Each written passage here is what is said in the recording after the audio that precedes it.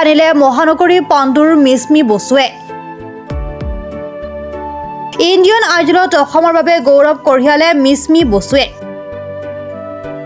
পিতৃৰ আশীৰ্বাদ বিচাৰি ৰাইজৰ ওচৰত আহ্বান সংগীতৰ আটাইতকৈ জনপ্ৰিয় মঞ্চ ইণ্ডিয়ান আইডলত এইবাৰ পুনৰ জিলিকি উঠিছে অসমৰ এগৰাকী প্ৰতিভাশালী কণ্ঠশিল্পী সম্প্ৰতি মুম্বাইত অনুষ্ঠিত হোৱা এই প্ৰতিযোগিতাত মিছমিয়ে নিজৰ সুৰীয়া কণ্ঠৰে বিচাৰকৰ লগতে দৰ্শকৰ মন জয় কৰি শীৰ্ষ 10টা স্থানত নিজৰ নাম অন্তৰ্ভুক্ত কৰিবলৈ সক্ষম হৈছে মিছমিৰ এই সফলতাত এতিয়া উৎফুল্লিত হৈ পৰিছে তেওঁৰ পৰিয়ালৰ লগতে সমগ্ৰ অসমবাসী উল্লেখ্য যে মিছমিয়ে সৰুৰে পৰাই সংগীতৰ চৰ্চা কৰি আহিছে আৰু 10ম শ্ৰেণীৰ পাছৰ পৰাই তেওঁ সংগীতৰ শিক্ষা গ্ৰহণ কৰি আছে এইবাৰ মিছমিয়ে 7ম বাৰৰ বাবে ইণ্ডিয়ান আইডলত অংশগ্ৰহণ কৰিছে আৰু বৰ্তমানলৈকে সুন্দৰ প্ৰদৰ্শন কৰি আগবাঢ়ি গৈছে পিতৃ আশা প্ৰকাশ কৰিছে যে সমগ্ৰ অসমবাসীৰ মৰম আৰু আশীৰ্বাদ পালে মিছমিয়ে এইবাৰ ইণ্ডিয়ান আইডলৰ মুকুট অসমলৈ কঢ়িয়াই আনিবলৈ সক্ষম হ'ব মোৰ ছোৱালীৰ নাম মিছমি বসু এবাৰ ইণ্ডিয়ান আইডলত তাই পাৰ্টিচিপেট কৰিছে এতিয়ালৈকে ভালেখিনি আগবাঢ়ি গৈছে তো শ্বুটিংবিলাক গোটেইখিনি বস্তু বোম্বেতেই হৈ আছে অসমৰ পৰা এজনেই আছে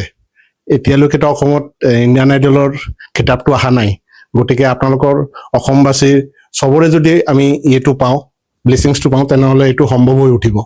সেইটোৱেই আপোনালোকৰ পৰা বিচাৰিছোঁ একচুৱেলি এতিয়া টপ 10 চলি আছে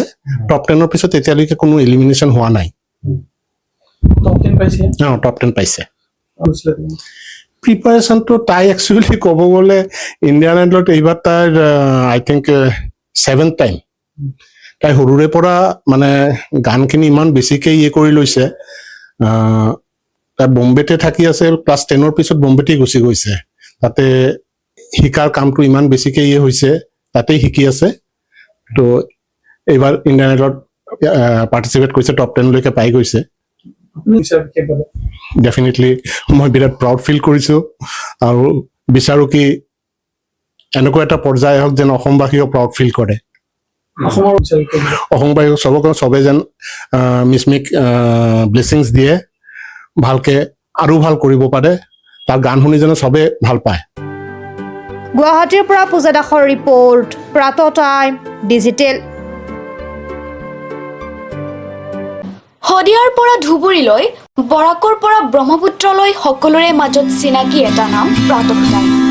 থলুৱা ভাষা কৃষ্টি আৰু সত্য বাতৰিৰ আধাৰত প্ৰতিষ্ঠিত খবৰ প্ৰাতঃ টাইমৰ প্ৰতিটো বা বাতৰি পুংখানুপুংখভাৱে চাবলৈ